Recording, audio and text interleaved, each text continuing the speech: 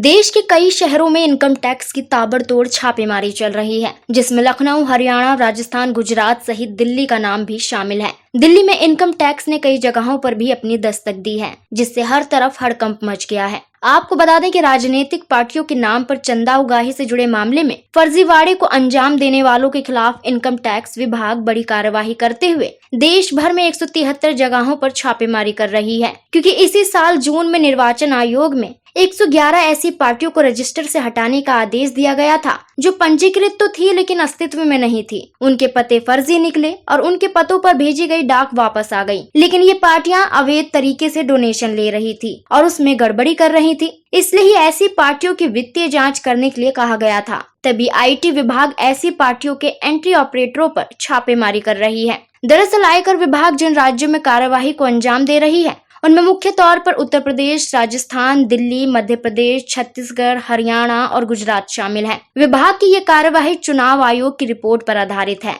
इसके साथ आयकर विभाग के निशाने पर वे कॉर्पोरेट्स भी हैं, जिन्होंने एंट्री ऑपरेटर्स के जरिए राजनीतिक पार्टियों को चंदा दिया है, जिसके तहत राजस्थान में 53 जगहों पर छापेमारी की कार्यवाही की गई है। ये छापेमारी मिड डे मील और पौष्टिक आहार बनाने वाले निर्माता, सप्लाई करने वाले, उनके सहयोगियों और परिचितों के यहाँ की गई है। सबसे ज्यादा 37 ठिकानों पर छापेमारी जयपुर और कोटपुतली में की गई है। इसके साथ ही उनके सहयोगियों के महाराष्ट्र में 7 और उत्तराखंड में 1 ठिकानों पर कार्यवाही की गई है।